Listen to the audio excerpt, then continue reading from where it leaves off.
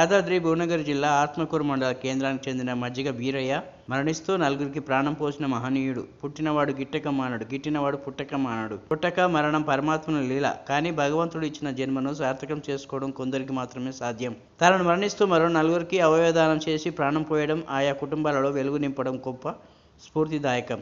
ఆత్మకూరు గ్రామానికి చెందిన మజ్జిగ వీరయ్య గత 4 రోజులుగా అకస్మాత్తుగా అనారోగ్యంతో ప్రైవేట్ హాస్పిటల్లో చికిత్స పొందుతూ శనివారం నాడు తెల్లవారుజామున బ్రెయిన్ డెడ్ కావడం, కుటుంబ సభ్యుల అంగీకారంతో జీవన్ దాన్ ద్వారా మరో నలుగురికి అవయవదానం చేసి వారి కుటుంబాలలో వెలుగు నింపి స్వర్గస్థులు కావడం జరిగింది.